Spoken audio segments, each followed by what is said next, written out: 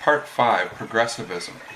This movement among the Jews is not new. From the days of Spartacus Weishaupt to those of Karl Marx and down to Trotsky, Russia, Bela Kun, Hungary, Rosa Luxemburg, Germany, and Emma Goldman, United States, this worldwide conspiracy for the overthrow of civilization and for the reconstruction of society on the basis of arrested development, of envious malevolence, and impossible equality has been steadily growing.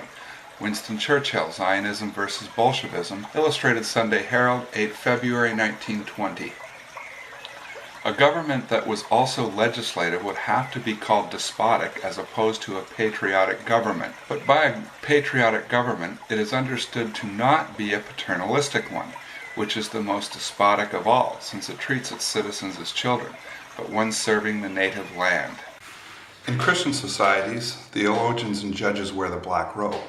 This symbolizes the death of law itself, meaning that it's unchanging and settled, unlike living statutory law, which is always changing to fix itself, like that Plato quote I gave earlier. Progressivism is really defined by change, directed improvements by our betters, the creation of statutory laws that place the hopes, dreams, and aspirations of a small ruling class above those of everyone else. This philosophy was the philosophy of the Bolsheviks. Progressivism is the idea that there is no God and that man can and should be led by his betters. It places the rule of state above rational laws of man through statutory law. It is in direct ideological opposition to any religion that has a God above men. Rulers become the gods and their statutory law is always expanding due to the licentiousness. Again, that quote, that Platonic quote that I gave at the very beginning. It's a world described by progressive Marx now and has been desired by the Pharisees. Man's behavior is entirely determined by his economics and his surroundings. There is no God other than the God of need and want, and those who regulate for those needs become gods. Progressivism is really a return to nature, so we do certain things because of nature. We eat because of nature. We go to the bathroom and have sex because of nature.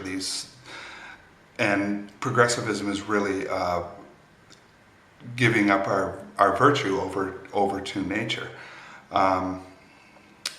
It's an idea led by equality, where some are more equal than others, and the law is created from momentary needs rather than to reflect the absolute truth. It's a belief that this will lead to a kinder and gentler world that defines progressivism at its core. In a progressive world, there's no truth. The desire for moral action is purely subjective. Therefore, the adjudication of these actions is also subjective. Now, Kant argues that while a desire for moral behavior may in itself be subjective, its adjudication is definitely objective. There are objective laws that reflect absolute truth if we wish to live in a practical, moral world comprised of beings with free will. Like any institution in society, it must have a basis of law to exist. The following biblical quote in Proverbs 22-7 shows the lawful basis for progressivism. The rich ruleth over the poor, and the borrower is servant to the lender. Progressivism, at its lawful core, is the collection of debt through the creation of statutory law. Statutory laws are born in the form of bills presented to Congress. Laws are created with the aid of banker think tanks and non-government organizations. A lot of these people cannot be audited. No one can really look in their doors and see what they're up to. More laws and more protection are demanded by progressive dupes in riots and demonstrations. These groups are often financed by oligarchs such as George Soros. Bolshevism is a Jewish idea, and it was implemented by the Jewish engineers of society in early 20th century Russia. It's based on statutory law, just as its Talmud is based on statutory law. The Talmud occupies around 30 volumes. I think that the New World Order is Talmudic in structure as well as in its goals. And there's an excellent YouTube movie called The Real Face of the European Union that really shows the nature of how the world is going to be run. And they do not explicitly state that it's Talmudic law, but there's a lot of darkness in this setup. Christian law is a light load based on conscience itself. It's written only in a few hundred pages. According to the Talmud itself is above the rule of God. God himself consults the Talmud, and Jesus Christ is boiling an excrement for the remainder of eternity. The Talmud cannot stand under a law of conscience. Christianity has to be destroyed. Ideas like multiculturalism, anti-hate laws, egalitarianism, and collectivization invert reality. These are Bolshevik ideals and were the ideas that formed the basis of the Russian Revolution in the early 20th century. These ideas require an inversion of reality to gain political acceptance, and propaganda is used to invert reality. Progressive doctrine led to the Russian Bolsheviks' murder of upwards of 60 million Christians during the Bolshevik Revolution. There's a carefully planned and managed and protected Holocaust truth that we're never to forget, and the Bolshevik Holocaust we're never to remember. We forget if Christians kill Jews, but never remember when Jews kill Christians.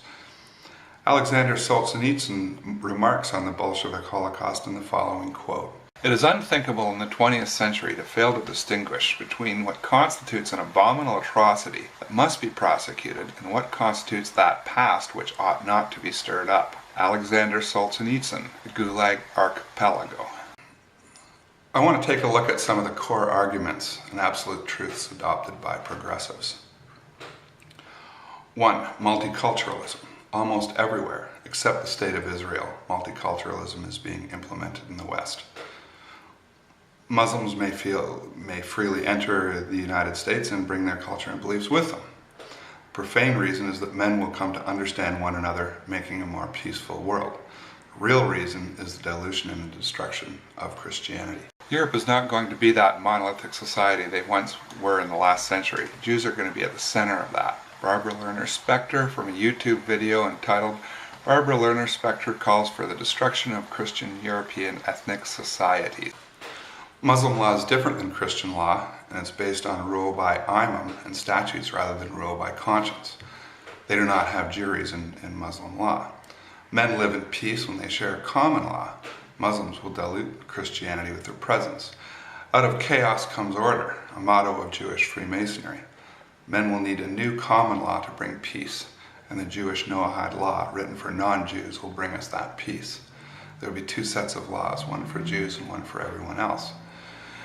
If there's one thing I can get you to look at after watching this video, it's the Noahide Laws, Education Day, and the Chabad-Lubavitcher movement. This is the main political and monetary power behind the promotion of Noahide laws. 102nd Congress of the United States of America at the first session, resolved by the Senate and the House Representatives of the United States of America and Congress assembled that March 26, 1991, the start of the 90th year of Rebbe Menachem Schneerson, leader of the worldwide Lubavitcher movement, is designated as Education Day USA. The President is requested to issue a proclamation calling upon the people of the United States to observe such a day with appropriate ceremonies and activities. 2. Anti-hate laws. Anti-hate laws were first created by the Bolsheviks to prevent anti-Semitism. Ideas presented to us by mainstream media history cannot withstand critical examination, and their truth must be protected by the state. The laws of those who do not follow our laws must be protected. The French philosopher Voltaire is often quoted as saying, "To learn who rules over you, simply find out who you are not allowed to criticize." It's an idea that stands on its own and really doesn't require the endorsement of an authority figure. 3. Egalitarianism. Egalitarianism is the idea that all men are equal. The Christian version of this is that all men stand equal before the law. Although the idea is not explicitly stated in the above form, the Bible is a book of laws, and is always speaking with reference to laws. Its precision requires that each passage be numbered. Kant explained in the following quote, "By what kind and what amount of punishment is that public justice makes its principle and measure? None other than the principle of equality in the position of the needle on the scale of justice." Kant, Metaphysics of Morals. The concept of equality has changed into something undefinable and subjective under progressivism. If all men are equal, they're equally deserving. Therefore, some must be robbed for the purposes of equalization. The lawlessness of robbery can be deduced from the lawlessness of murder. One expends lifeblood to earn wealth. The taking of it is akin to murder and a violation of the holy law. Now, this doesn't mean that people like me aren't in favor of supporting the poor and having a class that doesn't work. With honest money, we'd be able to have a class of 10 or 20% of the people that just, if they didn't want to work, they didn't have to. And I'm not against that. There's other things you can do outside of work. If egalitarianism is a fundamental truth, then it should be easy to find two men who are actually equal. 4. Collectivization. Collectivization is the Stalinistic term used. The more modern term is collectivism. If we all became more interdependent, there's less of a likelihood of war. Interdependence is a weakness, a psychological illness. We all become more interdependent, we become less independent, weaker, and easier to rule. Rockefeller said in his biography, "Some even believe we, the Rockefeller family, are part of a secret cabal working against the best interests of the United States, characterizing my family and me as internationalists, and of conspiring with others around the world to build a more integrated global political and economic structure. One world, if you will. If that's the charge, I stand guilty, and I am proud of it." David Rockefeller from Memoirs. 5. Man is bad for the planet. This creates a lifeboat scenario led by scientists. It's been widely discredited on scientific grounds and evidential grounds. Its representatives have been caught lying and manipulating data. On moral grounds, it's diabolical. It gives license for the creation of maxims of evil for the progressives to make. It's the best illustration of the character of the overall agenda. The failure of global warming will require the world to be united under a new threat, and this will be an alien invasion, according to the report from Iron Mountain, a leaked 1960s think tank report. Now, lately in the last month or two, I've been hearing all this stuff about aliens, and it's there really aren't any green men flying around in flying saucers. It's Hollywood.